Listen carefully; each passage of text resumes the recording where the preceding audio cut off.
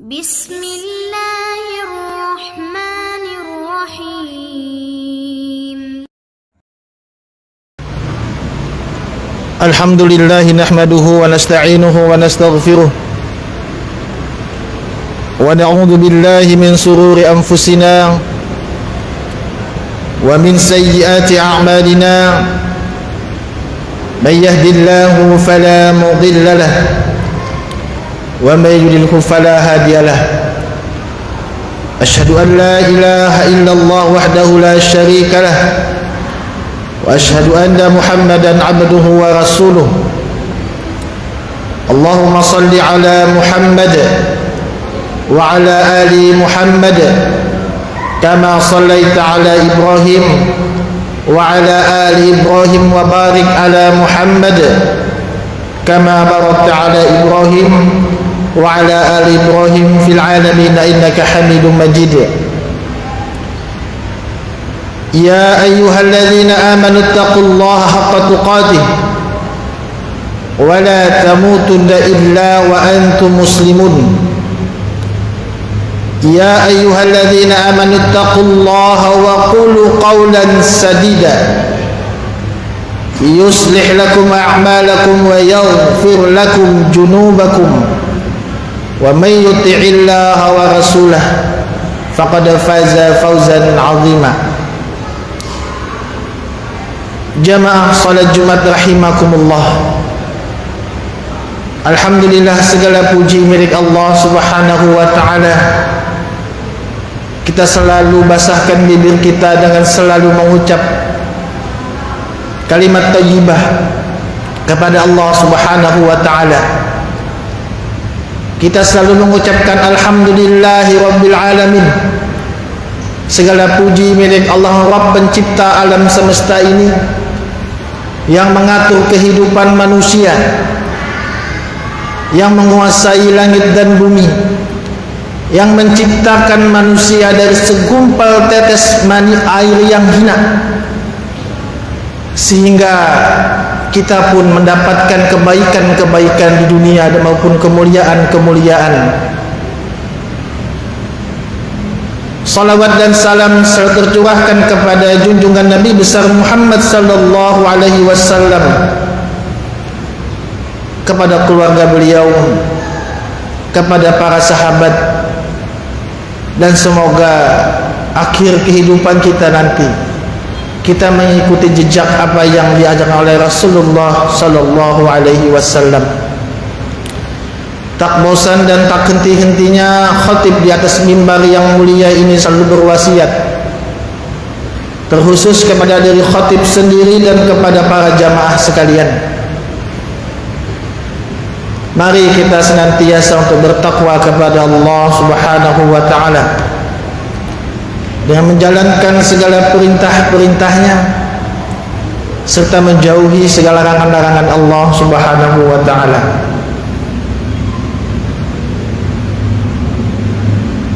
Setiap doa yang kita panjatkan kepada Allah Subhanahu wa taala, kebanyakan dari kita selalu kita tutup, selalu kita akhiri dengan kalau boleh disebut, bahkan sangat tersebar di masyarakat, dapat dikatakan sebagai doa sapu jagat. Rabbana atina fid dunya hasanah wa fil akhirati hasanah wa qina adzabannar. Ya Allah, ya Tuhan kami, berikanlah kami kebaikan di dunia, wa fil akhirati hasanah, dan berikanlah kami kebaikan itu di akhirat, wa qina adzabannar, dan jauhkanlah kami, lindungilah kami daripada azab api neraka. Doa yang sering kita panjatkan ketika kita selesai sholat, kita panjatkan doa itu, kita memohon kepada Allah Subhanahu wa taala kebaikan dunia dan kebaikan di akhirat. Sudah dipastikan kalau bicara masalah kebaikan di akhirat, kita mengharapkan surga Allah Subhanahu wa taala, kenikmatan yang abadi. Akan tetapi kebahagiaan di dunia ini, orang banyak beraneka ragam tentang memahami kebahagiaan di dunia ataupun kebaikan-kebaikan di dunia. Ada yang mengatakan bahwa kebahagiaan itu memiliki istri yang cantik, memiliki suami yang rupawan, memiliki keturunan-keturunan yang banyak, memiliki harta benda berupa emas dan perak, memiliki daripada kendaraan-kendaraan yang mewah, memiliki daripada tanah-tanah yang diinvestasikan untuk kehidupan keluarga nantinya. Dan ini merupakan fitrah daripada manusia yang Allah ciptakan, yang memiliki hawa nafsu. Malaikat Allah ciptakan tidak memiliki hawa nafsu, hanya beribadah kepada Allah Subhanahu wa ta'ala. Akan tetapi manusia Allah ciptakan memiliki hawa nafsu.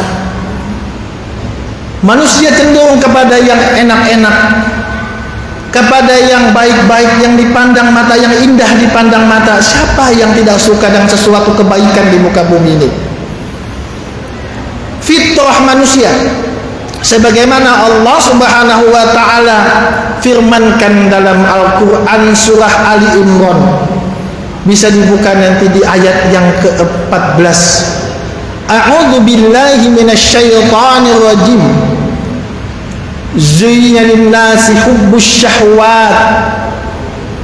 Dijadikan terasa indah pada pandangan manusia, pada hati manusia, hubbus syahwat, hubbu kecintaan, as-syahwat tentang sesuatu yang diingini, minan nisa daripada wanita-wanita, wal banina daripada keturunan-keturunan. Maka seseorang akan senang jika memiliki banyak keturunan, apalagi keturunan-keturunan yang berhasil dalam pekerjaannya.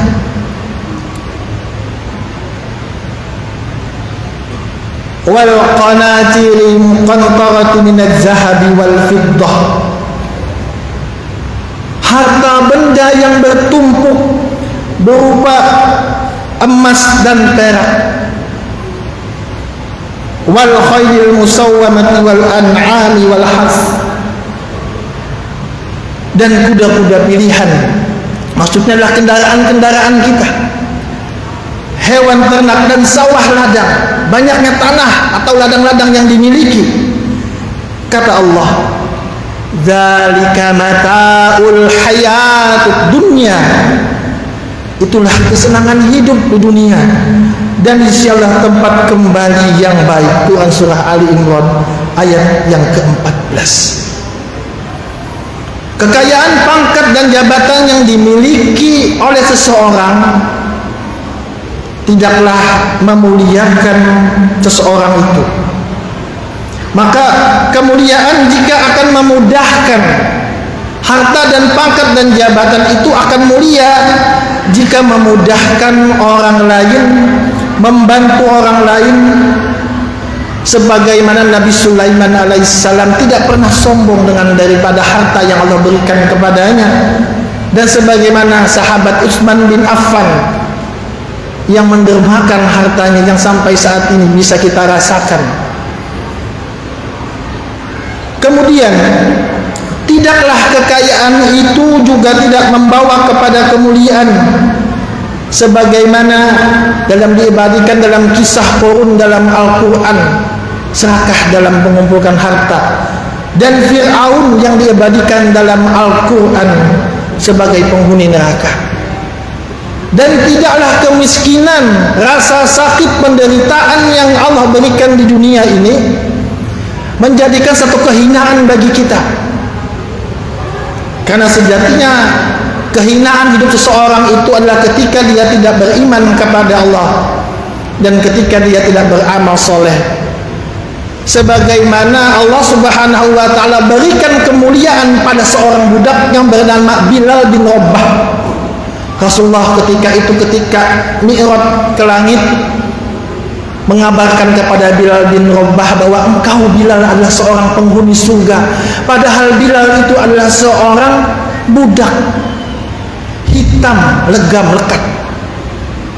tapi dikabarkan oleh Rasulullah bahwa engkau Bilal adalah seorang penghuni surga, karena amalan dia selalu melaksanakan amalan berwudu dan melaksanakan sholat 2 rakaat setelah itu, sehingga mentauhidkan Allah. Kemudian dengan akhlak yang baik, Bilal dimasukkan oleh Allah Subhanahu wa ta'ala. Sudah didengar terompah sendalnya oleh Rasulullah, menjadi penghuni surga. Jemaah yang dirahmati oleh Allah Subhanahu wa ta'ala, Abdullah bin Amr berkata, siapa saja yang niatnya itu adalah dunia, maka Allah akan menjadikan 3 padanya. Yang pertama, Allah akan menjadikan kefakiran pada kedua belah matanya. Apabila seseorang dari bangun tidur, dia memilih dunia, yang dipikirkannya tidak sholat subuh, yang dipikirkannya adalah pekerjaannya, target kerjaan, bagaimana cara menyelesaikan pekerjaan. Bangun dari tempat tidur tidak Allah ingat, maka Allah, kata beliau, akan menjadikan kefakiran berada di kedua matanya. Maksudnya apa? Dia akan merasa selalu miskin. Dia akan merasa selalu miskin pada dirinya. Yang kedua adalah Allah akan menyebarkan kebutuhan yang bersifat duniawi. Ia akan disibukkan dengan pekerjaan-pekerjaan yang tidak pernah ada habis-habisnya, selalu ada dan selalu ada. Karena apa? Ketika bangun tidur bukan sholat dipikirkannya, akan tetapi dunia dan dunia dan dunia. Yang ketiga adalah Allah akan memisahkan dengan meninggalkan dunia yang paling dicintainya. Apa maksudnya? Allah akan memisahkan pada dunia yang paling dicintainya. Allah akan memisahkan dirinya dengan dunia yang dia cintai. Dia takut ketika pekerjaannya belum selesai Allah cabut nyawanya.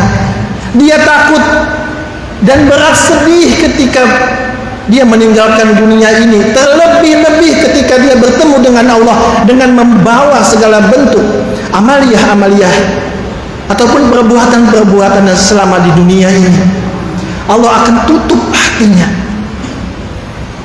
Kemudian kata beliau, siapa saja yang niatnya adalah akhirat, niatnya adalah Allah Subhanahu wa ta'ala, beribadah kepada Allah Subhanahu wa ta'ala, akan diberikan 3 kepadanya. Yang pertama, Allah akan menjadikan kekayaan dalam jiwanya. Allah akan memberikan kekayaan dalam jiwanya, meskipun dia satu hari cuma bisa mendapatkan rezeki 10.000, bisa mendapatkan rezeki cuma 20.000, bisa cuma makan untuk satu hari sekali, tapi diberikan kekayaan jiwanya dengan penuh senyum, dengan penuh nikmat dia menikmati dunia ini. Karena pada dasarnya dia mengatakan bahwa wal asri innal insana lafi khusrin illal ladzina amanu wa amilus sholihat. Demi masa, sesungguhnya manusia itu berada dalam kerugian kecuali orang-orang yang beriman wa amilus sholihat dan melaksanakan amal soleh. Dia tidak mampu untuk bersedekah pada hari ini, tetapi dia mampu untuk bersenyum dengan saudara-saudaranya. Dia tidak mampu untuk mendukung orang lain, tetapi dia mampu untuk mendoakan orang lain. Dia memiliki kekayaan dalam hatinya, karena yang dipikirkannya adalah akhirat. Yang kedua adalah Allah akan mencukupi segala kebutuhan hidupnya. Segala apa yang dia ingini maka Allah berikan kepadanya. Tidak banyak di kalangan kita, bahkan kita bisa banyak baca di media cetak atau di media massa, bagaimana seorang tukang becak mampu menyekolahkan anaknya sampai S3, bahkan mendapatkan gelar dokter. Kalau dipikir-pikir, berapa jumlah biaya sampai menyekolahkan anak sampai dokter, sampai S3, tapi penghasilannya mohon maaf sebagai seorang buruh becak. Allah akan memberikan kecukupan padanya, sebagaimana Allah Subhanahu wa ta'ala kabarkan dalam surah At-Tolaq yang sering kita baca. A'udzu billahi minasyaitonir rajim. Wa may yattaqillaha yaj'al lahu makhraja wa yarzuqhu min haitsu la yahtasib. Kata Allah, janji Allah, barang siapa bertakwa kepada Allah, niscaya Allah akan bukakan jalan keluar, dan Dia akan memberikan rezeki dari arah yang tidak disangka-sangka. Bisa dibuka dalam surah At-Talaq ayat 2 sampai dengan 3. Yang ketiga adalah Allah akan memisahkan dirinya dengan dunia yang paling dihindarinya. Maka ketika dia orientasinya kepada akhirat, maka Allah akan memisahkan dirinya dengan dunia yang paling dihindari. Tadi yang pertama yang paling dicintai, yang kedua yang paling dihindari. Apa maksudnya? Ketika dia meninggalkan dunia dengan berakhirnya hidup dia dengan napas yang Allah berikan kepadanya, dengan pinjaman umur, berakhir hidupnya, maka dia tersenyum dengan senang meninggalkan dunia ini. Dia akan lebih damai bertemu dengan Allah Subhanahu wa ta'ala untuk mengharapkan ridho Allah dan mendapatkan ridhonya. Maka tak jarang di antara kita banyak orang yang meninggalkan dunia ini ketika dia sedang dalam keadaan salat bersujud kepada Allah Subhanahu wa ta'ala. Tersenyum dia ketika meninggalkan dunia ini, dan menangis kita ketika dia meninggalkan dunia ini karena kebaikan yang tak pernah ada henti-hentinya dia lakukan kepada saudara-saudara kita. Jamaah yang dirahmati Allah Subhanahu wa ta'ala, maka apa yang harus kita lakukan pada dunia ini? Apakah kita berdiam diri hanya mencari akhirat saja? Tidak, jamaah. Maksudnya adalah ada yang mengatakan bahwa mari kita seimbangkan antara dunia dan akhirat. Maka ada yang berpendapat lebih baik menitik beratkan akhirat daripada dunia, karena bila mana kita menitik beratkan akhirat, maka dunia akan ikut kepada kita. Sebagaimana Allah Subhanahu wa ta'ala kabarkan, firmankan dalam Al-Quran, wa bataghi fima ataqallahu daral akhirah wa la tansa nasibaka minad dunya, dan carilah pahala negeri akhirat dengan apa yang telah dianugerahkan Allah kepadamu, tetapi janganlah kamu lupakan di dunia dan berbuat baiklah kepada orang lain. Jamaah yang dirahmati oleh Allah Subhanahu wa ta'ala, carilah keberkahan di muka bumi ini, carilah rezeki yang banyak di muka bumi, tapi jangan tinggalkan dunia. Maka ketika kita bangun tidur, maka ingatkan bahwa kita beribadah kepada Allah Subhanahu wa ta'ala untuk mencari dunia, untuk bekal kita menghadap kepada Allah Subhanahu wa ta'ala. Barakallahu li wa lakum fil Qur'anil azim, wa nafa'ni wa iyyakum bima fihi minal ayati wad dzikril hakim, wa taqabbala minni wa minkum tilawatah innahu huwas samiul alim.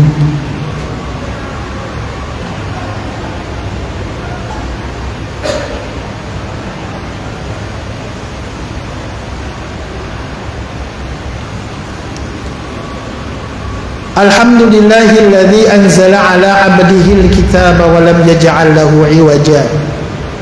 Asyhadu an la ilaha illallah wahdahu la syarika lah, wa asyhadu anna Muhammadan abduhu wa rasuluh. Allahumma salli ala Muhammad wa ala ali Muhammad kama sallaita ala Ibrahim wa ala ali Ibrahim fil alamin innaka Hamidum Majid. Jamaah yang dirahmati Allah Subhanahu wa ta'ala, sahabat Rasulullah Ali bin Abi Thalib berkata, kebaikan itu tidak berada pada banyaknya harta dan anakmu, namun kebaikan itu adalah daripada kualitas dan bagaimana kesabaranmu kepada Allah. Jika engkau berbuat baik, maka engkau akan memuji Allah. Jika engkau berbuat jelek, maka engkau akan memohon ampun kepadanya. Tiada kebaikan di dunia kecuali pada dua orang. Yang pertama adalah orang yang melakukan dosa lalu dia bertaubat kepada Allah. Yang kedua adalah orang yang bersegera melakukan kebaikan. Maka marilah kita melakukan taubat dan melakukan kebaikan, bersegera melakukan kebaikan. di bulan Syawal ini ada satu amalan daripada Rasulullah sallallahu alaihi wasallam, yaitu puasa 6 hari di bulan Syawal. Masih ada beberapa hari sayang untuk kita lewatkan, sebagaimana Rasulullah SAW bersabda, man shoma ramadhana summa atba'ahu sittan min syawalin kana kasiyamid dahri. Barang siapa yang berpuasa 6 hari di bulan Syawal, barang siapa yang berpuasa Ramadan kemudian dia berpuasa 6 hari di bulan Syawal, kana kasiyamid dahri, maka dia berpuasa seperti setahun penuh. Hadis riwayat Muslim. Maka penting bagi kita untuk mengingatkan kepada istri, kepada anak perempuan kita, jika masih ada hutang puasa, maka sebaiknya lebih afdol, lebih utama, walaupun ulama berselisih paham mengenai apakah lebih utama mengerjakan puasa Syawal terlebih dahulu ataukah mengerjakan puasa Ramadan, maka terjadi khilaf daripada ulama. Akan tetapi lebih afdol jika kita membayar terlebih dahulu puasa yang terhutang, kemudian mengganti dengan 6 hari di bulan Syawal. Semoga Allah subhanahu wa ta'ala memberikan kita kekuatan, keberkahan untuk melaksanakan aktivitas ibadah lainnya.